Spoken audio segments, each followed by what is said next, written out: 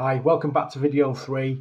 In this video we're going to be covering what happens after you get somebody to your website. How can you move them along to either make the sale immediately or to make the sale further down the line. What we call getting leads. In some environments, leads is sort of not something that you would focus on. You'd go for the direct sales. If you're selling a widget for a small amount of money, you wouldn't want to get a lead and then move them on. But if you're looking at slightly more high ticket, even if it's just 20 or 30 pounds or dollars, you would usually start to get them into a lead funnel so that you can build a relationship and build trust with them. So we're going to focus on that in this video. Okay, so let's get to the screen. Okay, so just before I go on to this, I just wanted to mention something quickly about this section that we covered in the last video, and that is that I sort of tried to, I maybe sounded in the last video as though you should be doing either or. Okay, you should probably be doing both. It's just what you prioritize up front. So for example, if you just want to get going quickly and you've got a bit of a budget, get going with paid traffic, and you can build your free traffic as you do that. And that's what a lot of people do. They will invest the money that they make because the return that they get from the paid traffic, and then invest it in free traffic strategies.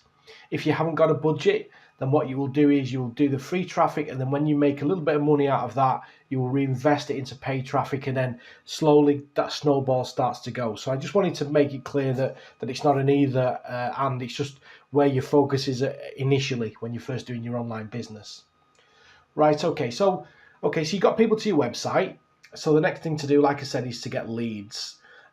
So usually on your website, you will have a sign up page.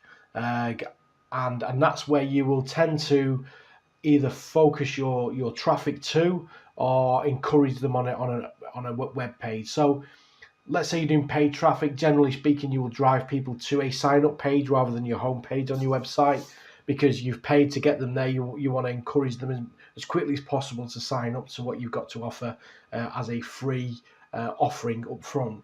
With free traffic, generally you will just take them to your home page, and then they'll naturally navigate to any sign up page that you may have on your website. Okay, so let's create a node on here, and we'll just call that a sign up page. Now there's different words or phrases that people use for a sign up page that you might hear. Just don't get them confused. They all mean the same thing, and that is there's a lead capture page, there's a landing page, there's a squeeze page, which is kind of quite a derogatory term but isn't used as much anymore. And we'll just connect those as well up to there. Okay, and you probably recognize that this is what happened when you signed up with me. Exactly that is that you came probably through a YouTube or a Facebook ad. You came to my website, I drove you straight to a sign up page to encourage you to sign up, and then highlighted the value that I was going to give you up front in exchange for that name and email, and that's what you do. And so when you're getting leads, you usually have to offer something in advance. Now, for example, in my software businesses, what I would do is offer a free trial of my software. That was usually what would encourage them to go and do that. So you're offering something of value, and usually something else, a newsletter, videos like exactly what I'm doing now.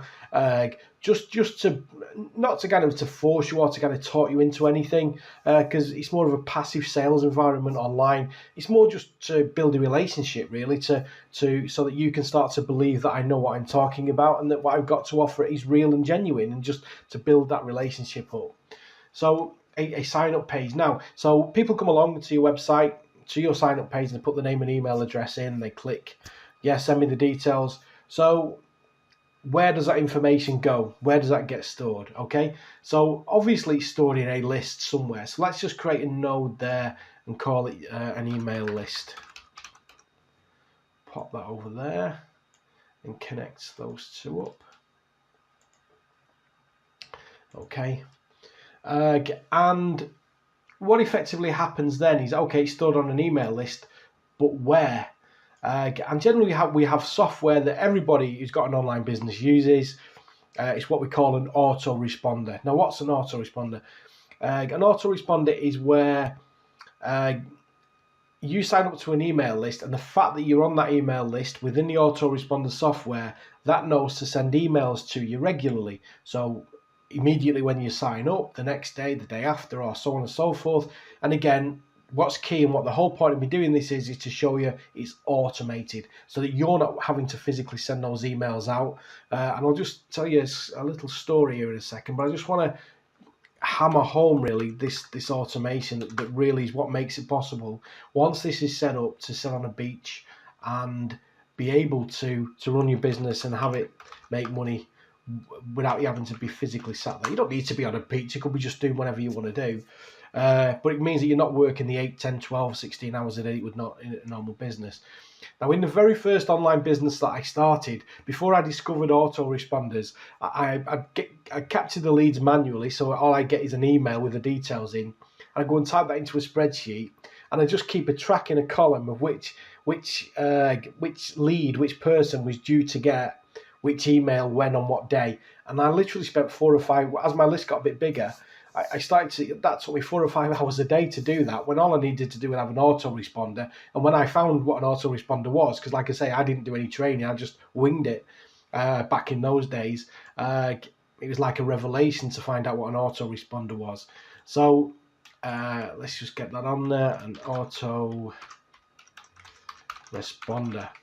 Okay, so your email list is held within the autoresponder software, and the autoresponder software sends out emails automatically to the list to people who sign up. Usually, if it's a digital product, like a software product, then that can again be automated just in the same way as the videos that you've been sent, the video series and this series that I'm sending you.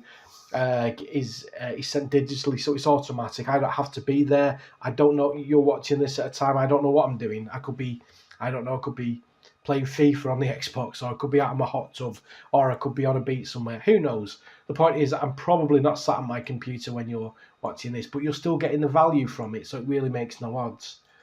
Okay, so I'm just gonna I'm putting automated, but autoresponder sort of hints at that.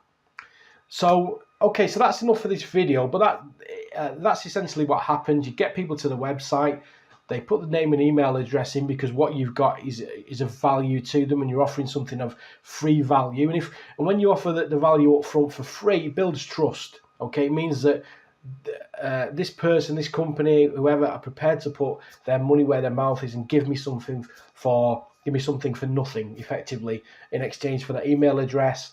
And the other thing as well is what we call raising the free bar.